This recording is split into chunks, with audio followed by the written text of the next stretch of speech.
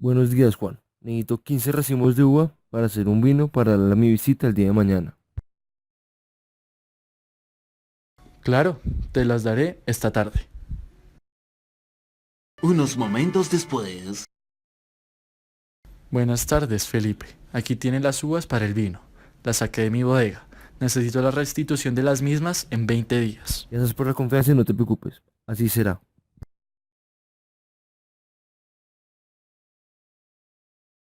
El contrato es un acuerdo de voluntades que genera obligaciones. En este caso nos centraremos en los contratos tipo RE o reales.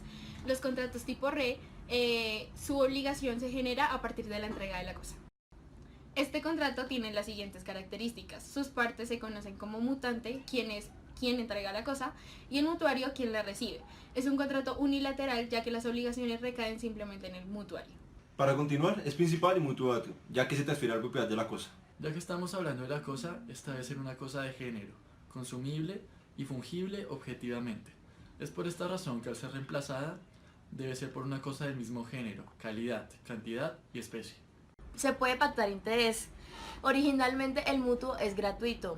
Este pacto entre estos intereses se da por la estipulatio y la rige una tasa del 12% anual por la ley de las 12 tablas.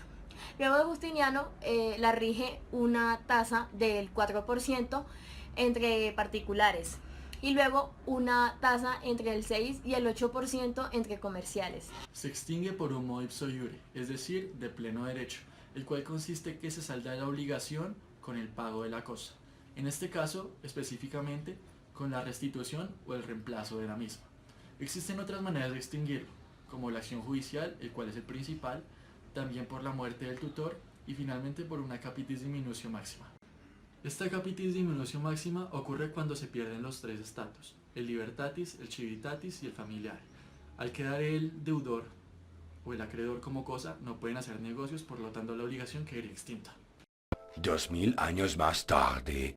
Han pasado ya más de 20 días y las uvas no se me han restituido. Iré a ver qué pasa. Felipe, vengo por lo prometido. Se ha acabado el plazo. No los tengo. Lo siento, Juan. ¿Podrías concederme 5 días más de plazo? No, iré a entablar una acción contra ti ahora mismo. En el caso que acabamos de ver, el mutuante puede proceder con una acción judicial llamada Condictio Certae Rei, ya que no estamos hablando de dinero, sino cosas de género. Hay más acciones, pero no aplicables al caso, como lo es la condictio certae creditae pecuniae, que se da cuando el préstamo es una suma de dinero.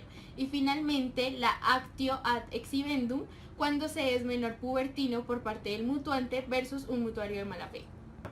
Si el mutuario recibe las uvas, luego del plazo pactado originalmente, se incurrirá en algo conocido como purga del amor.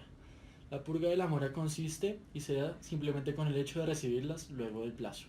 Esta purga pues tiene como característica principal que sus efectos son pro futuro y no retroactivos. Ulises, ciudadano romano alien iuris, se encontraba en casa de su paterfamilia planificando todo lo necesario para la celebración de las justas nupcias que contraería con Antistia. Ambos creían que ya todo estaba listo para la celebración, pero un suceso inesperado ocurrió. Ticio, el esclavo ejemplar de la familia y por supuesto el favorito, sufrió una grave enfermedad que lo dejó bastante débil, lo que lo imposibilitaba para llevar los utensilios más pesados al lugar donde se llevaría a cabo las justas nupcias, y por ende Ulises y Antistia se encontraban bastante angustiados. En ese momento, Ulises recordó a su gran amigo Ares, quien se caracterizaba por tener los mejores esclavos y las mejores cosechas de Roma.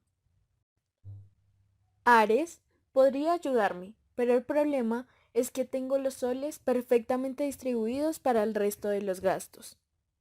Minutos más tarde, Ulises se dirige a casa de su amigo Ares para comentarle lo que está sucediendo, con la esperanza de que juntos puedan llegar a un acuerdo.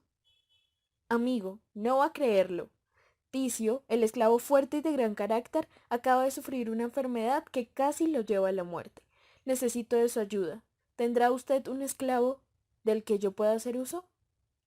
Tengo varios esclavos. Dígame para qué lo necesita y escogeremos al mejor. Necesito un esclavo con la misma fuerza de Ticio, para que lleve los utensilios más pesados hasta el centro de Roma. ¿Cuánto tiempo lo necesita? El viñedo está teniendo muchos frutos y necesito a todos mis esclavos. Solo se lo podría prestar por 2 días. Ulises está bastante agradecido con Ares, quien al ver que los hombres con los que contaba él eran tan escasos, que decidió prestarle de manera gratuita a Gaspar, el mejor esclavo que tenía en su patrimonio. Sin embargo, le especificó que debía asumir los gastos de alimentación y hospedaje que Gaspar necesitara, usarlo para lo que le había comunicado, devolverlo en el tiempo establecido y en las condiciones que se le hubiese entregado. Al llegar a casa, Ulises le comentó a su pater todo lo sucedido, a lo que él, con bastante carácter, le advirtió las consecuencias de no cumplir con las obligaciones que Ares le había establecido. Esto es un contrato comodato, donde te fue prestado el esclavo por parte de Ares, de forma gratuita.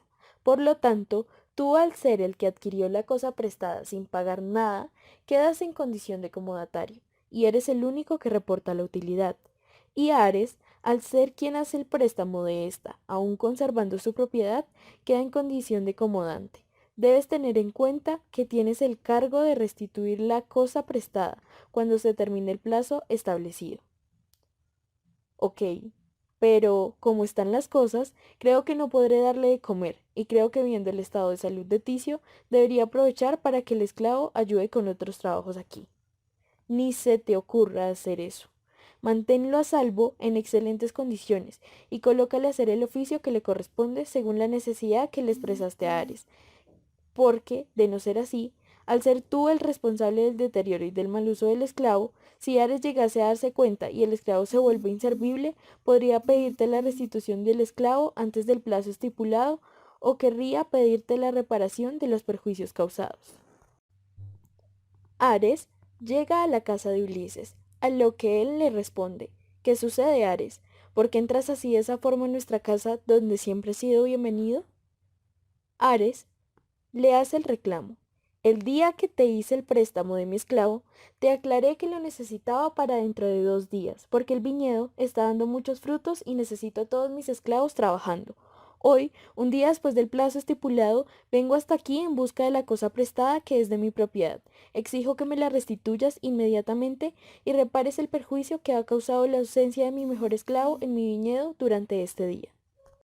Ulises tiene claras las condiciones que Ares había establecido para el uso de Gaspar, así que procede a restituirlo de la forma en que le fue entregado.